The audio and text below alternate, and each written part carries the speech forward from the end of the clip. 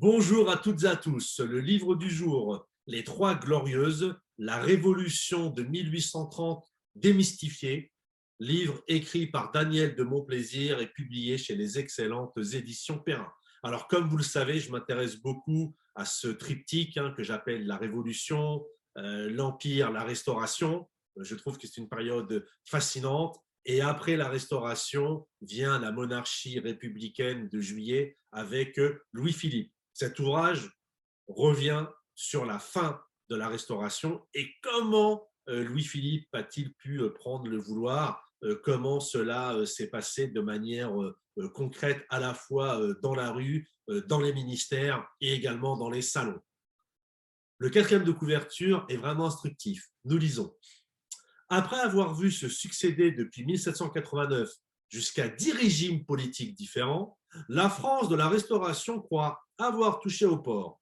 Apaisé, le pays commence à jouir d'un réel bien-être. La charte constitutionnelle de 1814 garantit les libertés publiques rénovées. L'économie nationale connaît une phase d'expansion sans précédent.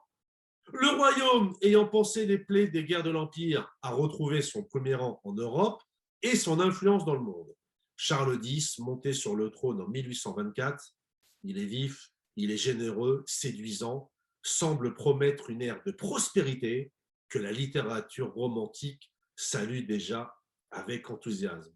Et pourtant, peu à peu, tout se détériore. Des vents mauvais commencent à souffler. Et Daniel de Montplaisir, avec un réel talent, nous raconte cette bataille des idées entre les ultras, les royalistes modérés, les constitutionnels et les futurs républicains.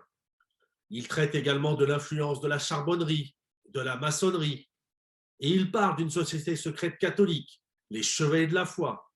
Elle a tellement été bien secrète que pendant de nombreuses décennies, on a même douté de son existence. Les chevaliers de la foi ont eu un rôle assez important dans la chute de l'Empire, comme le rappelle avec intérêt Daniel de Montplaisir. Mais la chute de Charles X en 1830, est-ce qu'elle n'est pas inscrite d'ores et déjà dans la Constitution, ou plus exactement dans cette charte de 1814? Voici ce que nous dit l'auteur en page 22, en page 20 du livre. Pardon. La charte s'ouvrait donc par un préambule ciselé comme un ciboire afin de concilier deux conceptions a priori antinomiques de la souveraineté royale et nationale. On avait cru trouver la solution en invoquant d'une part la divine providence et la longue tradition de reconnaissance de nouveaux droits à leur peuple par les rois de France, et d'autre part en expliquant que les Lumières appelaient des institutions nouvelles assurant à la fois l'autorité émanante de la couronne et le besoin de reconnaissance de la nation en tant qu'entité.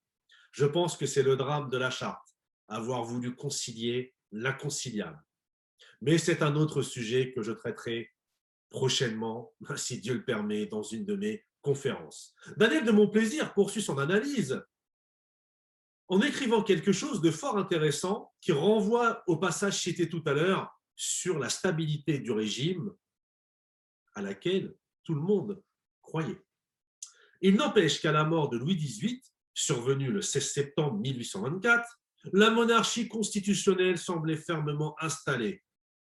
La charte, en dépit de quelques tâtonnements, avait parfaitement joué son rôle d'équilibre et l'ensemble de la classe politique l'avait faite sienne, la nation aussi.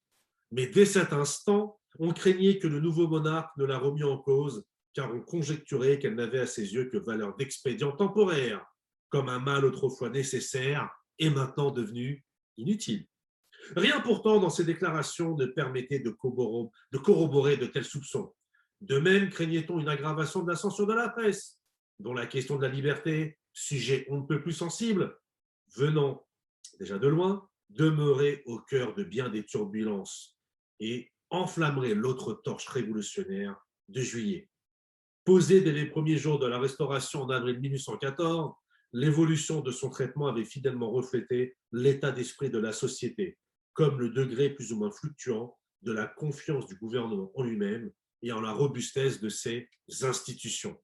Alors oui, vous l'avez compris, la charte, que certains considéraient comme quelque chose de temporaire, avait finalement réussi à bon an, mal an, à stabiliser les conflits issus de la Révolution française. À l'avènement de Charles X, on avait un petit peu peur d'un retour à la monarchie de droit divin. Pourtant, comme l'explique avec intérêt et avec des sources présentées qui sont vraiment intéressantes, Daniel de Montplaisir rappelle que Charles X, lorsqu'il prend le pouvoir, il n'a nullement l'intention de revenir à un système que certains jugeaient archaïque, dépassé, qui renvoyait d'une certaine façon, de manière un petit peu excessive, me semble-t-il, à une forme d'autocratie à la française.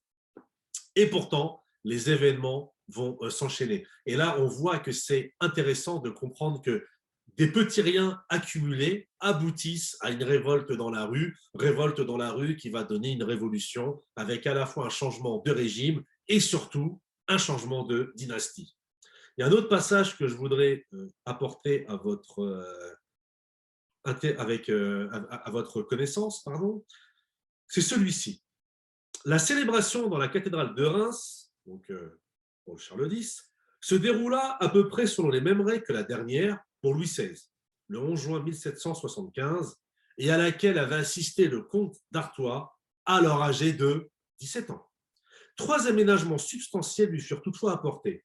Le roi ne s'engagerait plus à, ouvrez les guillemets, à extirper et à exterminer l'hérésie.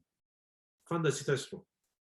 Il jurerait de gouverner conformément et non seulement, entre guillemets, aux lois du royaume, mais aussi, entre guillemets, à la charte constitutionnelle.